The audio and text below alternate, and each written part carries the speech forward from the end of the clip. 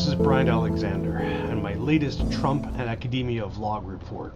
If you're new to this series, these videos are where I summarize what the Trump administration has been doing to higher education and how colleges and universities have responded. Here are the latest developments since the last video as of today, May 2nd, 2025. I've organized items into 4 categories today: federal level, campus cuts, climate change, and academic responses.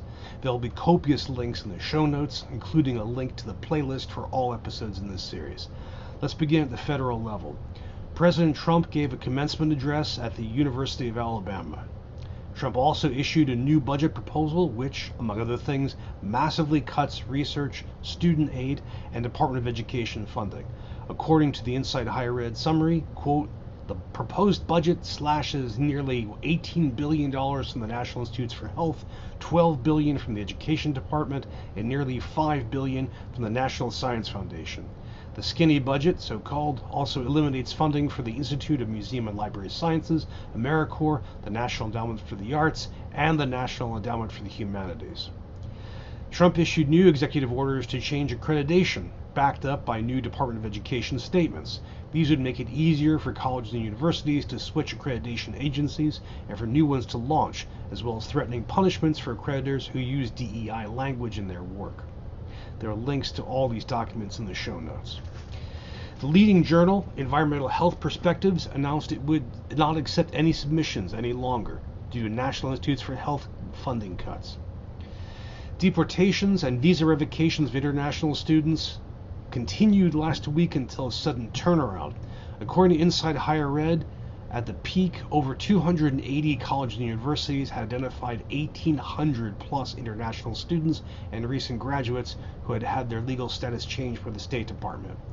According to Chronicle of Higher Education, more than 4,700 students saw their immigration status terminated in the first 2 weeks of April. A series of legal reversals have blocked many administrative actions against international students, as we've noted in previous videos. For example, a federal judge just released Mohsen Madawi, a Vermont resident who had been an organizer at Columbia University in pro-Palestinian protests. In response, the Trump administration filed new legal arguments expanding ICE's ability to deport students. In previous videos, I've paused to read the names of academics seized or threatened deportation by these offices.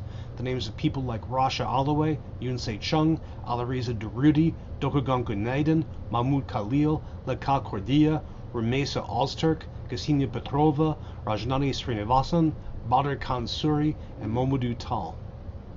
Turning to campus cuts, within higher education, one response to these actions has been to cut programs and operations.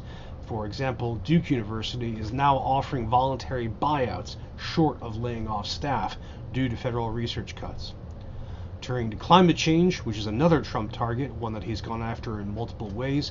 In the latest example, the government fired all researchers working on the National Climate Assessment, a very important document for climate science. Now, turning to academic reactions, there have been a lot of academic silence in response to the Trump administration's actions, as well as silence from academically adjacent people and enterprises. But there's also been rising amounts of protest, resistance, and activity. The struggle between Harvard University and the Trump administration continued. A federal judge set a hearing for July 21st.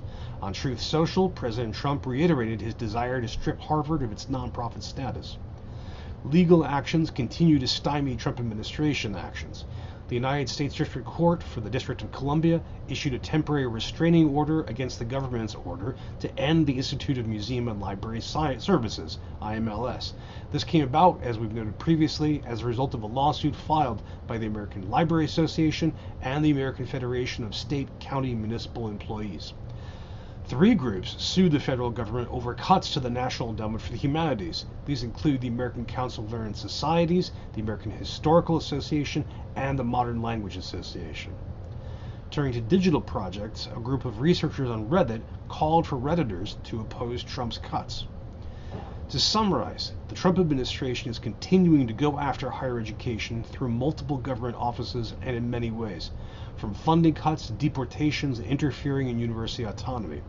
Academics are feeling impacts across the nation.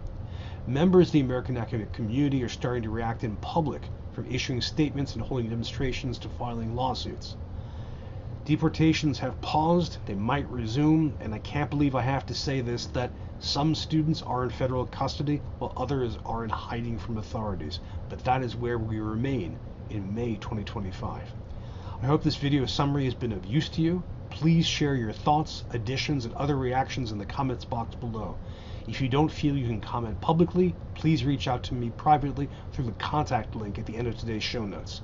Given the pace of events, I'll try to post these videos frequently. This is a rough, dark time for those of us in higher education. It seems likely to get worse. I hope we can help each other out and fight. Please take care, everyone.